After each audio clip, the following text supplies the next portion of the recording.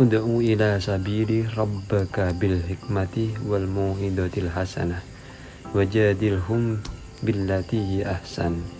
Serulah manusia kepada jalan Tuhanmu dengan hikmah dan pelajaran yang baik, dan bantahlah mereka dengan cara yang baik. Setidaknya ada 3 metode yang Allah tawarkan kepada nabinya, yaitu pertama metode hikmah. Yang dimaksud dengan thoriqoh ini adalah seorang nabi yang dianjurkan menggunakan pendekatan nalar atau retorika ilmiah dikala berhadapan dengan komunitas tertentu yang memang akrab dengan ilmu pengetahuan serta memiliki kemampuan pengetahuan yang mumpuni, hingga mereka bisa menemukan hakikat kebenaran melalui kaidah-kaidah keilmuan yang mereka miliki itu. Kedua, metode mau'idhah hasanah. Dalam metode ini, Nabi mengajak orang-orang kafir saat itu melalui penyampaian pelajaran-pelajaran atau berupa pesan-pesan yang baik.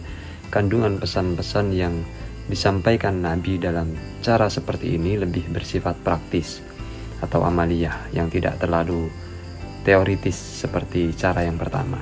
Selanjutnya, Nabi tidak berhenti sampai di situ, tapi beliau memberikan percontohan yang baik dengan menerapkan sendiri apa yang telah beliau dakwahkan itu. Dengan demikian, petuah-petuahnya lebih mempunyai dampak terhadap target audiensnya. Dalam metode ini, yang menjadi sasaran adalah orang-orang yang masih dalam kategori awam yang tidak memiliki latar belakang keilmuan tertentu. Namun kehidupan mereka lebih banyak bergelut dengan hal-hal yang bersifat real dan praktis. Yang ketiga, teknik berdebat mujadalah. Dalam hal ini, Nabi melakukan perdebatan dan dengan melakukan bantahan-bantahan yang ahsan, yang baik kepada argumentasi orang lain. Biasanya mujadalah ini Nabi melakukan ketika berhadapan dengan sebuah komunitas atau seorang yang bersikap keras atau antipati terhadap dakwah Nabi. Di samping itu, mereka juga memiliki argumentasi yang batil. Oleh karenanya, untuk menghadapi mereka tidak cukup jika hanya menggunakan metode hikmah atau sama mau'idhah, akan tapi perlu dilakukan sebuah teknik perdebatan yang baik dengan mematahkan argumentasi mereka dengan dalil-dalil yang benar. Dari ketiga metode dakwah Nabi tersebut, jika dikontekskan pada masa sekarang di mana sedang marak-maraknya para capres dan jurkam atau orator berburu simpati masyarakat di atas panggung, tentu ada pelajaran-pelajaran yang bisa dipetik. Dalam arti, para capres atau jurkam itu mesti tahu diri terhadap kondisi yang sedang dihadapi.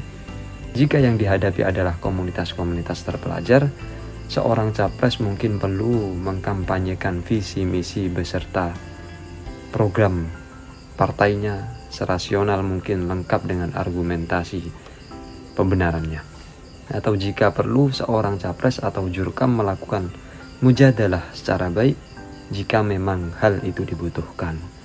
Dalam teknik yang terakhir inilah debat-debat publik antar partai politik cukup relevan untuk dilakukan.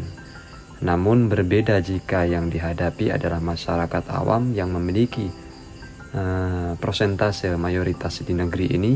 Otomatis yang dibutuhkan ketika itu adalah pesan-pesan kampanye yang lebih gamblang dan mudah dipahami, serta yang sifatnya lebih praktis.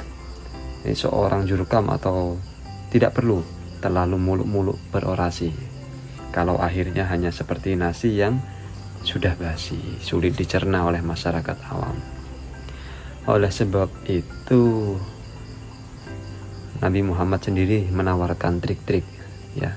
Berkomunikasilah pada masyarakat sesuai dengan kadar kemampuan berpikir mereka.